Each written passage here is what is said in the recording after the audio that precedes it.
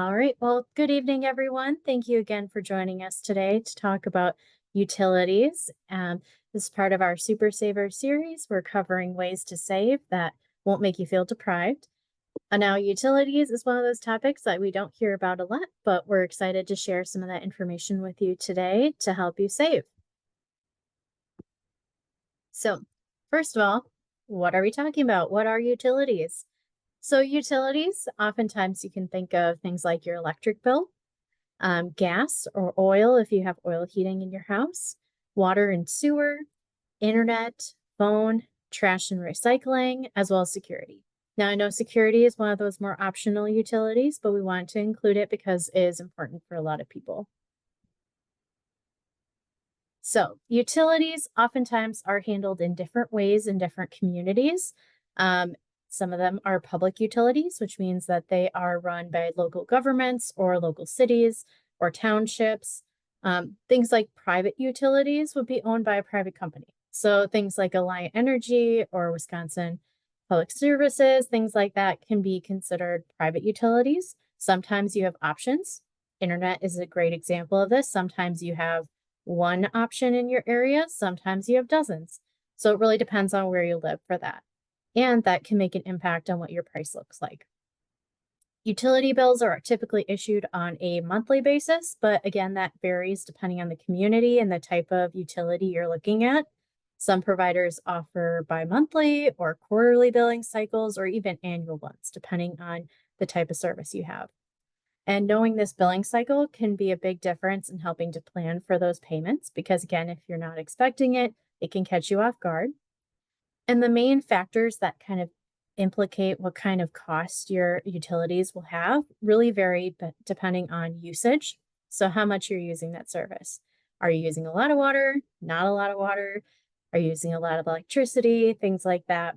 Your location, being in a more urban area or a more rural area, what type of part of the state you live in, that kind of thing can make a difference on what type of services you have access to. Who your providers are. Different providers provide different resources and different types of plans. Efficiency. Are your appliances as well as your home efficient when it comes to energy saving? Is your home drafty? Do you have unsealed spots? Do you have older appliances or things that are outdated that might need replacement? That can make a difference too. And then, of course, seasons of weather. We live in Wisconsin, so the weather is always changing. And so you see a lot of different impacts of weather on and seasons on your utility bills. When it's really hot, that can make a difference. When it's really cold, it can make a difference. And weather, especially, is a uncommonly talked about reason why your utilities may change in price throughout the year. Things like tornadoes or windstorms can knock down power lines or damage other equipment. And those utility companies have to pay back for those costs of repairing it. And oftentimes they use that as part of the changes in their monthly amounts. So that is something that makes a difference as well. So why are we talking about saving on utilities? Well, water, heating, and cooling and communication are all needs that people have. The average utilities cost homeowners over $2,000 a year. Again, that varies widely depending on the type of home or apartment you have and where you live. Again, roughly 1 in 6 American households struggles to pay for utilities. After your rent or mortgage, oftentimes that's one of the higher expenses that people encounter. And those prices can change rapidly. Some parts of the year it might be really cheap, some parts of the year it might be really expensive. Things like internet and phone service, those can change over time depending on the types of plans and discounts that you have. Some of that might roll off, and that can make a big difference in your budget. And of course, missed payments, which is something we all try to avoid, but can happen. They often can lead to late payment fees, loss of service. And if you lose service, you'll have to pay for reinstallation fees and fines. Those kind of things can also go into collections and cause credit score damage. So we want to try to avoid that if we can and make sure those utility payments are affordable. So first, we'll talk about electricity. Of course, electricity, very important part of modern life. However, things like inefficient appliances, those AC units that's constantly running, devices left in sleep mode can really drive up the cost of your energy bill. It really is focused on what is plugged in and what is using that energy, whether you're actively using it or not. So things that you can do to try to save on your electric bill are monitoring your changes with your devices in the season. If you have electric heat, that can make a big difference as well. And just kind of watch where that energy is being used. Oftentimes, if you check out your energy bill, there are some really great stats on there about the different types of wattage you're using and things like that. So consider unplugging one device that you don't use very often, like a computer or another piece of equipment, and unplug it for a month and see how that makes a difference. Kind of get an idea of how those different appliances can make a difference on your budget and your bill. Then, of course, you can do energy efficient updates. So, energy efficient appliances and windows that are sealed and don't draft can save up to $450 a year on your bill. And that makes a big difference. That $450 can definitely be used on something, a savings goal that you have, or just on other things that you need, or paying off debt. Unplugging those unnecessary devices. The other thing I also recommend is considering a surge protector, which is kind of like a plug-in strip that you can have. Sometimes people use it to add more things to an outlet that's a double outlet. However, it can be really helpful, especially during bad weather, to have a surge protector because when elect the electricity goes out and power goes out during a storm, when it comes back on, there's a big rush of power that comes back into the house. And if your appliances aren't protected, that can cause them to be damaged by that surge of power. And I know one of our team members had that recently where their dishwasher died after a power surge and it wasn't plugged into a surge protector. So that's a great way to protect your appliances as well. Using a programmable thermostat to raise or lower the temperature when you're not home. Again, if you're not home, you don't need to have it being super cool or super warm. That can make a big difference on your savings as well. Next, we'll talk about gas. Kind of ties in very closely with your electric because oftentimes those are the two main sources for heating and cooling in homes. For gas, there's oftentimes, depending on your provider, prepayment or economy options. Again, that'll let you to spread out your payments over the year or lock in a price early. You can also clean your air filters. That can be a big difference on those HVAC systems to run efficiently and can lower your energy usage quite a bit. You can also lower that energy consumption by turning your water tank temperature down. Most hot water tanks are set around like the 120-degree mark, but you can definitely turn that down. And actually, if you have children, you might want to lower it anyway just to prevent scalding. But that can make a big difference on your savings as well. And then finally, of course, heating and cooling your home is so important, especially in Wisconsin, where our temperatures vary so widely. For every 1 degree reduction in temperature in winter or increase in summer, you can save 3% on that heating and cooling cost. So whether that means that you're feeling a little less comfortable, that can make a big difference in your budget too. As well as sealing those drafty windows and doors, there's lots of really great tools available, as well as some from your energy company that can make a big difference in that as well. The next utility we're going to cover is water. So water, making that can be a big difference. And oftentimes you think, oh, it's just water. I use it every day. However, it can make a big difference on your budget as well. Depending on where you live, that can be one of your bigger or smaller bills. So it really depends on the usage and where you live. So some of the ways that you can cut back on your water usage is by switching to a low flow shower head. That doesn't mean you have less pressure or anything, but just changes the flow on your shower head, and it can make a big difference, anywhere from 25 to 60%. That's a pretty big impact on your water bill.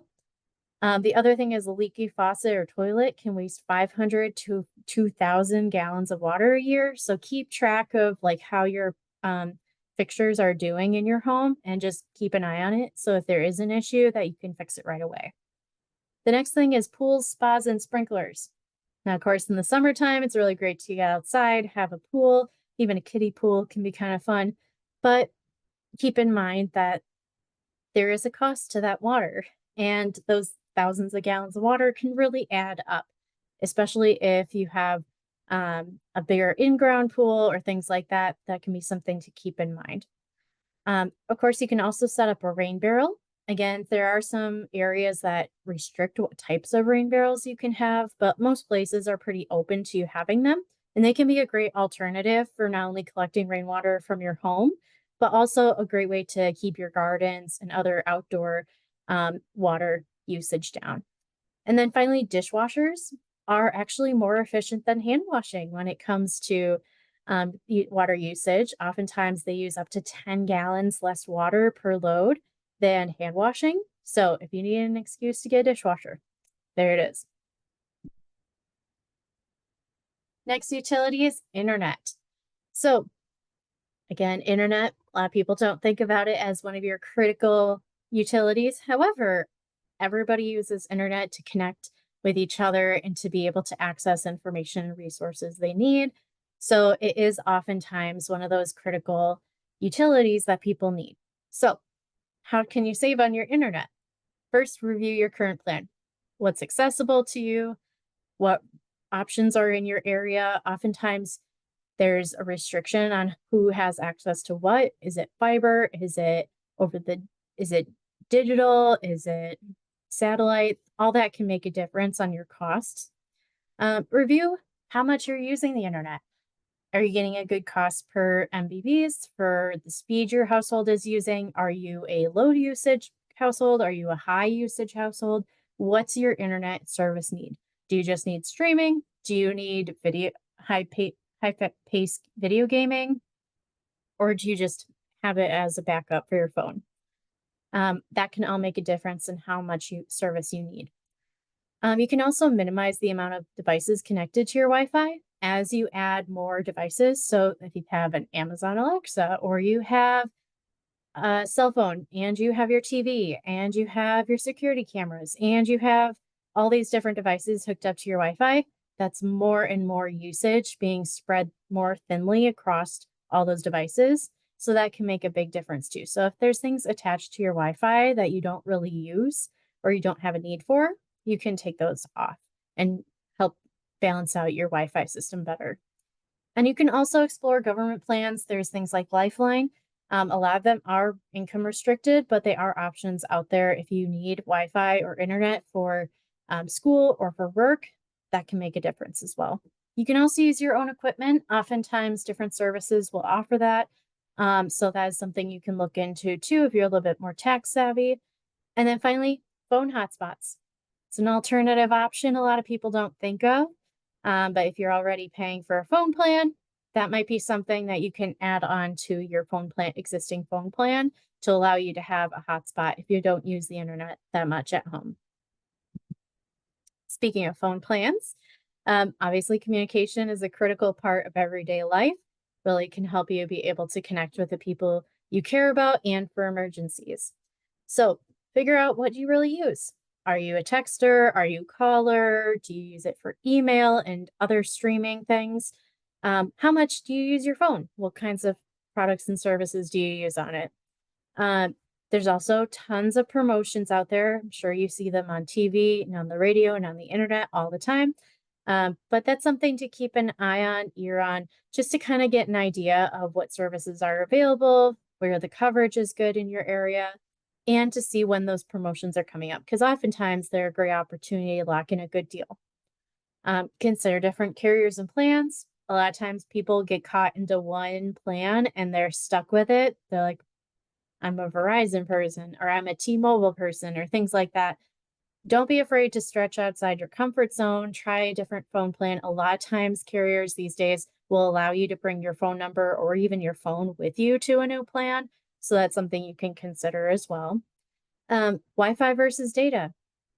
Again, a lot of us use our phones for email or internet searches. That's something to consider too. Are you using more Wi-Fi related support where you don't have to pay for it, or are you using that data and how much you're using? Bundle with family and friends. Oftentimes there's bundles available. even if they're just coworkers or family, friends, anyone you want to share that internet plan or that phone plan with, that can make a big difference in your savings. There are also government programs, just like internet, that allow you to access cell phones as you need it, and phone service. However, again, those are income restricted, so that might not be an option for everyone. And the other thing to consider is prepaid plans. Now, oftentimes people think of like just the basic track phone type phones, but it doesn't necessarily have to be like that. A lot of carriers offer prepaid options that you can use that if you don't use it that often or you mostly use Wi Fi for your service, that can make a difference in your budget as well instead of paying for a full phone plan that you don't really use. And of course, tying in with internet and phone is cable and streaming. Again, review your current plans. What are you currently using? What do you not use? Do you really need cable or do you prefer streaming? If you prefer cable, what options are out there that carry the channels you want? Only pay for what you use. Don't pay for 1,000 channels if you're not watching 1,000 channels. It's not worth it. And you want to make sure that you're using your money in the best you can. And also, same goes for your phone and for internet, but schedule time to cancel after those promotions end. It's so easy to be like, oh, yeah, I'm going to lock in this offer. I'm going to be able to save for a year or 2 years. But then that year or 2 years is up, and all of a sudden you're hit with this giant bill and you're not expecting it. So, ahead of time, a month in advance of the end of that promotion ending, put a time on your calendar to make that phone call, schedule the hour or two you might need to get a hold of the company, and talk to them about that promotion and see if they can extend it or give you another deal until that's still pretty good, or you can cancel. And then, of course, there are definitely free options when it comes to cable and streaming. Of course, there's TV available over the air if you get an antenna, but you can also use online streaming services like Tubi. If you go back and watch our entertainment episode, there's some great options in there as well. And then finally, you can do bundles with your internet and phone. If you prefer one service and they have a good deal, that's definitely an option you can consider as well. Now, finally, here we talk about garbage and recycling. Again, it varies on location. Some places offer garbage and recycling, some places it's up to you to decide what service you want to use. So, again, it really varies based on location. If you're a renter, check your lease for who covers. If you're part of an HOA, check who covers, trying to figure out what those prices look like and how that can make a difference. Know your rules about your garbage and recycling programs so you can avoid any fines or any kind of issues that come up with that. And then, of course, look out for those free shredding and e-waste events. Kohler Credit Union offers those throughout the year, so keep an eye on our social media. We'll be sharing about those soon. And so those are really great opportunities to get rid of that sensitive materials as well as any electronics. And then some communities do bulk waste or medical waste events where you can get rid of those specific items as well without any charges. And then finally, for home security, there's lots of different options available for that. Oftentimes, there are some that you pay for that have monitored 24/7. Again, that can be an additional cost. You can consider some non monitored systems like Ring or Blink that show cameras that pop up on your phone. You can have them in the app, and then you can record things as you need to. Also, review all the fees before committing, as well as your contract that comes along with it. There are some that if you join and you cancel the contract, you'll have to pay back for certain equipment or installation fees, monitoring fees, all that kind of stuff. So it can make a difference in what your actual month to month is going to look like. And then finally, there's also non-tech security options as well. And there's definitely lots of resources available for that too.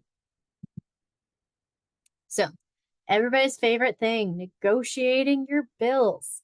So, of course, we talked about all the different utilities and things you can do, but all of these different utilities you can try to negotiate.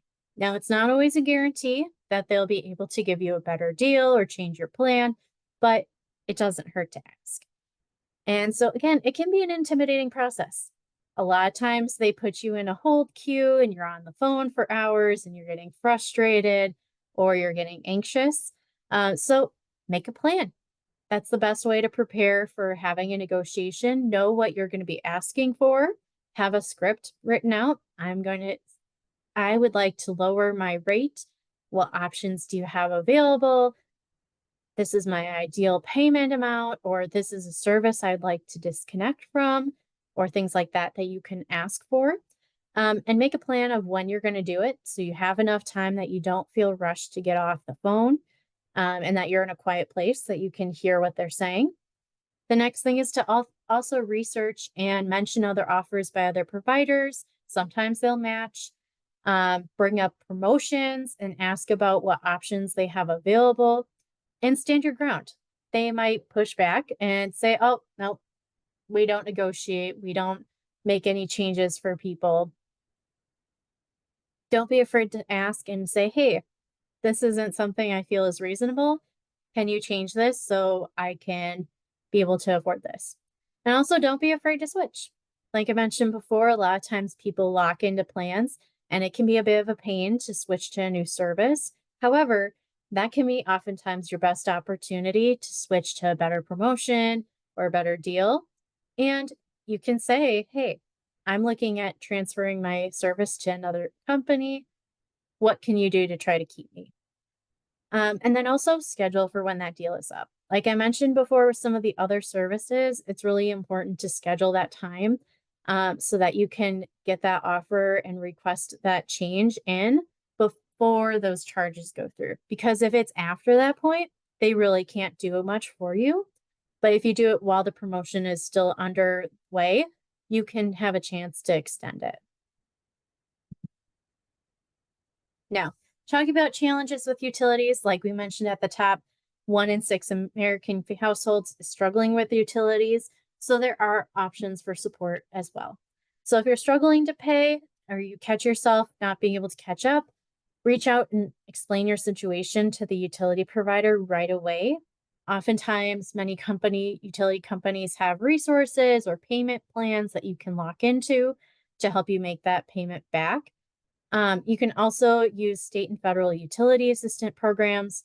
I highly recommend reaching out to 211. That's the phone number here in Wisconsin to the United Ways Help Service, and they can connect you with the correct utility assistance resources. You can also track your bills. Keep a space on and view on what your different charges are different times of the year. If you know in November and December, those charges go way up. Plan ahead, save some extra money so you can make sure you have enough to pay those things at the start of the year. You can also build up an emergency fund. Now, again, that's not the most exciting thing, but it can help you when you have issues come up with your home that you can be able to pay for things without having to have issues paying for your other bills. Oftentimes, emergency funds, we recommend getting up to 3 to 6 months of living expenses. So that's your basic needs, your housing, your utilities, and your food, cutting back in as much of the frivolous things as you can. However, again, not everybody has that. And even just a simple $1,000, $500 emergency fund can make a really big difference. And then finally, be wary of identity theft. There is a lot of identity theft out there of people who are setting up utilities in other people's names. That's why it's important to set up things like credit freezes, reaching out to the 3 credit bureaus to make sure your credit is frozen so nobody can use it, as well as not giving out your personal information when it comes to your utility account information over the phone. We've worked with people in the past who have had phone calls from somebody saying, I'm with your water utility. You're behind on bills. You need to pay up now, otherwise, we're shutting your water off. And that's a scary thing to have a phone call about. But most places will send you letters and other types of emails and other contacts before they'll call and threaten you. Keep an eye on your payments that way. And if you have questions or you get a call like that, hang up, contact the number that's on your statement, and to make sure that that's actually the situation. And then finally, we also have the free energy savings packs. So different companies like Alliant and Wisconsin Public Services and other Resources oftentimes have these free energy savings packs that include things like LED light bulbs, high efficiency shower heads, pipe insulation, gaskets, window insulation kits, all these types of things that can really help you save a little bit more on your utility bills at home. And they're all free. All right. Well, thank you again for joining us for another session talking about utilities and saving. Next week's topic is going to be KCU and you, talking about Kohler Credit Union and our resources to help you save. Thank you for joining us.